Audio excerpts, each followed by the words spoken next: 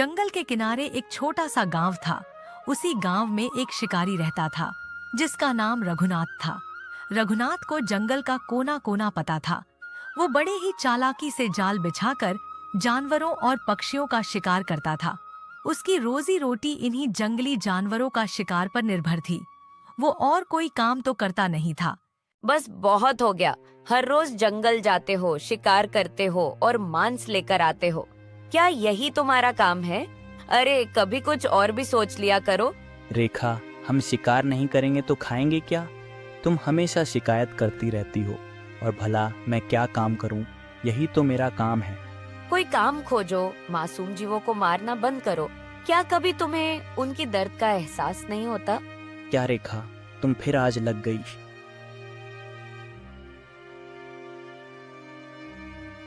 रेखा तो मुझे हमेशा डांटती रहती है। भला शिकार करने से क्या बुरा होता है? मैं शिकार करता हूँ ताकि हम भूखे ना मरे। हे भगवान, मेरी मदद करो। मेरे बच्चों को भूखा मत रहने देना। आज मुझे शिकार जरूर करना होगा।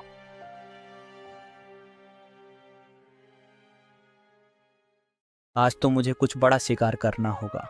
हाँ, इसलिए मैं जंगल की दूसरी ओर चलता हूँ। वहीं कुछ शायद बड़ा शिकार मिल जाए। वह जंगल की दूसरी तरफ चला जाता है। हाँ, आज तो कोई शिकार नहीं दिख रहा और ऊपर से रेखा ने दिमाग का दही बना रखा है। बोलती है, शिकार मत करो। बड़ा शिकार नहीं करूँगा तो हम खाएंगे क्या?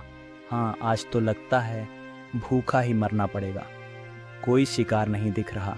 एक तो प्यास भी बहुत लग रही है। रेखा की वजह से मैं तो पानी भी लाना भूल गया। हाँ, और भी चला नहीं जा रहा। यही बैठकर कुछ समय तक आराम कर लेता हूँ, फिर देखता हूँ क्या करना है।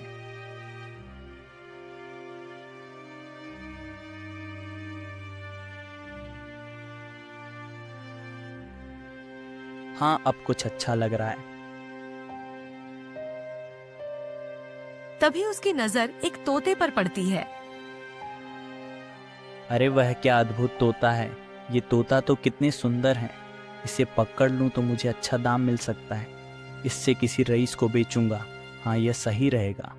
अब मुझे इसे जिंदा पकड़ने के लिए मुझे जाल बिछाना पड़ेगा। शिकारी चुपचाप जमीन पर अपना जाल बिछाता है और उसमें कुछ दाना डाल देता है और खुद वह पेड़ के पीछे छुप जाता है। तोता तभी उन दानों को देखता है और नीचे उतर आता है। आजा आजा तोते, मैं यही तो चाहता था।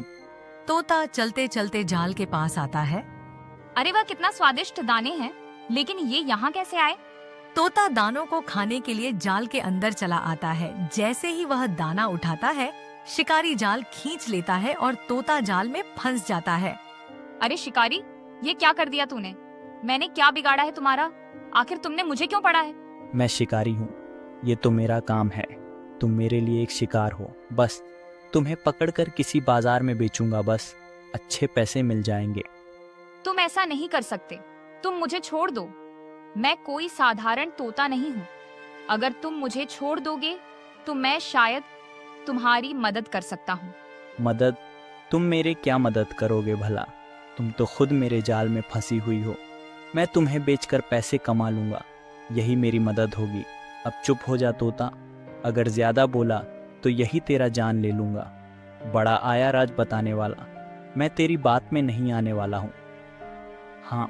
शिकारी तोते को घर लेकर लौटता है। ये क्या, आज फिर तुम एक मासूम परिंदा ले आए? अरे तुम्हें और कोई काम क्यों नहीं सोचता? रेखा, इसे बेचने से हमें पैसे मिल सकते हैं, फिर राशन खरीद लाऊंगा। पैसे? अरे किसी मासूम को बेचकर संतोष मिलेगा। मुझे नहीं चाहिए ऐसा धन। तुम इसे छोड़ दो। ये क्या बोल रही हो रेखा? तुम्हें पता भी है भला मैं इसे कितनी मुश्किल से पकड़ा है, और तुम कहती हो कि छोड़ दो इसे। नहीं नहीं, मैं इसे सुबह बाजार में बेचने के लिए लेकर जाऊंगा।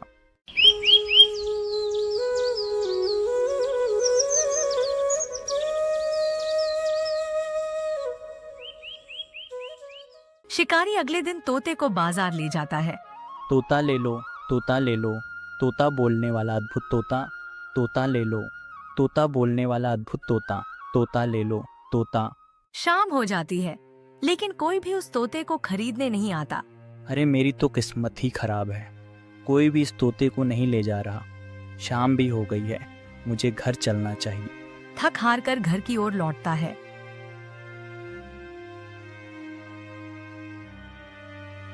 अरे तुम अब मान लो ऐसा धन हमारे काम का नहीं है। अरे इसे आजाद कर दो। हाँ ठीक है रेखा, अब इसे आज़ाद ही कर देता हूँ। शिकारी अनमने मन से तोते को आजाद कर देता है। तोता आजाद होने के बाद वापस आ जाता है। हे शिकारी, तुम्हारी पत्नी सही कहती है।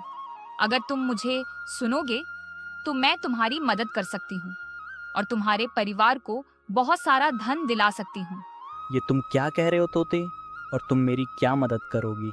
सुनो शिकारी, एक समय की बात है।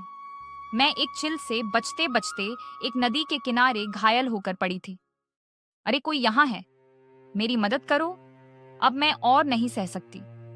वही एक साधु साधना लिंग में थे। तभी साधु अपनी तपस्या छोड़कर मेरे तरफ दौड़ते हैं।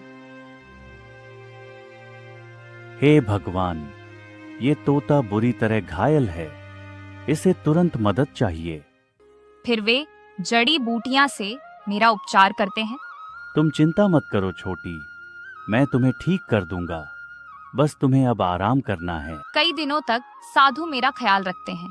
धीरे धीरे मेरा चोट ठीक हो जाती है और फिर मैं कुछ दिनों बाद पूरी तरह ठीक हो जाती हूँ और उड़ाने की कोशिश करती हूँ। साधु बाबा, मेरी जान बचाई। मैं आपका एहसान कभी नहीं भूलूंगी। आपने मुझे दोबारा जीने का मौका दिया है। ये तो मेरा कर्तव्य था। हर जीव का रक्षा करना हमारा धर्म है। तुम अब स्वस्थ हो जाओ, अपने आजादी का आनंद लो। नहीं बाबा, मैं आपको छोड़कर नहीं जाऊंगी। मुझे लगता है आप भी किसी बड़ी पीड़ा में हैं। आपके चेहरे पर एक तरह की उदासी है। आप मुझे बताइए, मैं आपकी कैसी मदद कर सकती हूँ? हाँ तोता, यह सच है। मुझे एक श्राप मिला है। दरअसल मुझे एक कन्या ने श्राप दिया है। तभी साधु ने अपनी पूरी कहानी बताई। कुछ दिनों की बात है। सुबह का समय था। नदी के किनारे मैं ध्यान मग्न होकर बैठा था। तभी नदी में एक सुंदर कन्या स्नान करने आती है। तभी मेरा ध्यान टूटता है और मैं अनजाने में उसकी ओर देख लेता हूं। हे प्रभु, ये मैं क्या किया? मेरी साधना में कैसा शरण आ गया। मुझे यह भूल नहीं करनी चाहिए थी। मेरी ध्यान में भांग कैसे आ गई। मैं इस कन्या की ओर अनजाने में देख बैठा। यह मेरे लिए बहुत बड़ा पाप है। यह मुझसे क्या हो गया प्रभु? तभी कन्या ने अचानक मेरी नजरों को महसूस किया और गुस्से में वह नदी में से बाहर निकलती है। तुम कौन हो जो मेरे पवित्रता को भंग करने आए हो? क्या तुम एक साधु कहलाने के लायक हो? अरे तुम्हारा ध्यान मग्न होकर मुझ पर क्यों पड़ा? हे देवी, मुझे क्षमा करें।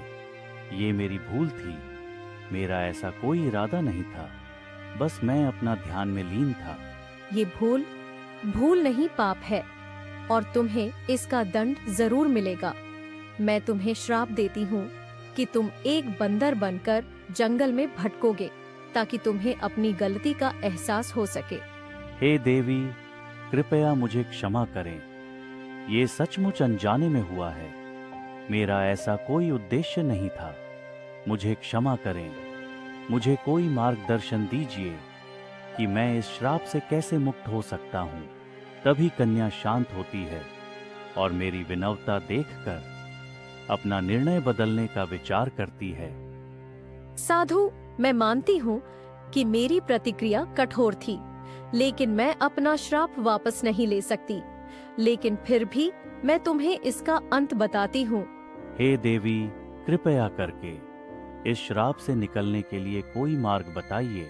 सुनो, तुम बंदर के रूप में बदल जाओगे, लेकिन तुम्हें इंसानी के रूप में आने के लिए अनुमति तभी होगी जब तुम अपना साधन करोगे। इस दौरान हर जीव को तुम अपना पीड़ा बता सकोगे और तुम्हारी मुक्ति होगी। जब कोई परिंदा तुम्हारी कहानी सुनकर एक इंसान को मेरे पास लेकर आएगा, उस इंसान के सहायता से ही तुम इस श्राप से मुक्त हो सकते हो। धन्यवाद देवी। मुझे आशा है कि मेरी प्राचार्य पूरी होगी। कन्या मुझे श्राप देकर वहां से चली जाती है। तभी से मैं बंदर में बदल जाता हूं।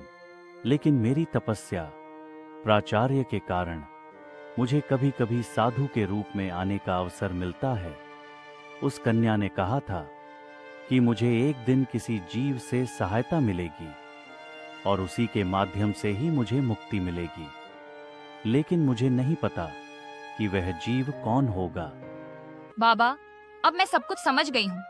शायद मैं आपके मुक्ति का साधन हूँ। अपने मेरी जान बचाई, मैं आपके लिए कुछ करना चाहती हूँ। तभी मैं उस इंसान की तलाश में निकल पड़ी थी कि जो उस साधु को श्राप से मुक्ति दिला दे। और तुम मित्र मेरे साथ उस नदी के पास चलो और तुम साधु को श्राप से मुक्त कर दो। तुम्हें इनाम दिला सकती हूँ। अच्छा, तो तोते मुझे क्या करना होगा अब? वो साधु की मुक्ति एक नदी के पास होगी। वहाँ एक कन्या मौजूद होगी। तुम वहाँ चलो और साधु की मुक्ति के लिए प्रार्थना करो। ठीक है तोते, तो हम कल सुबह ही निकलेंगे।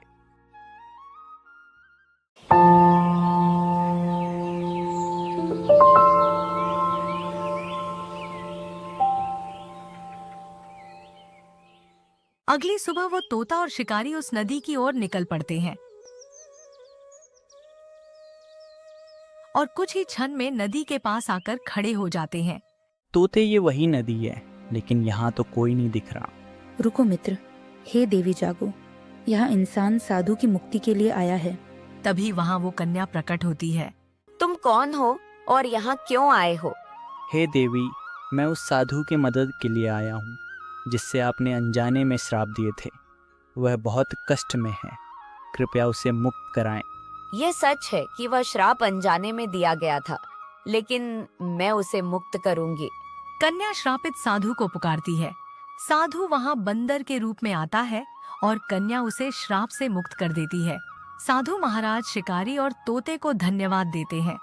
वह शिकारी को आशीर्वाद देकर धन और सुख शांति का वरदान देता है। तुमने मेरा रहम किया, अब तुम्हारा जीवन सुखमय होगा। ये लो बेटा, यह धन तुम्हारे परिवार के भलाई के लिए है। शिकारी खुशी खुशी घर लौटता है। उसकी पत्नी रेखा प्रसन्न होती है और दोनों जंगल के जीवों को रक्षा करने का प्रयाण लेते हैं। तोता उनका सच्चा मित्र बन जाता है और उन्हीं के साथ रहने लगता है। तो दोस्तों, कैसा लगा ये कहानी? और ऐसा ही कहानी देखने के लिए चैनल को सब्सक्राइब करें।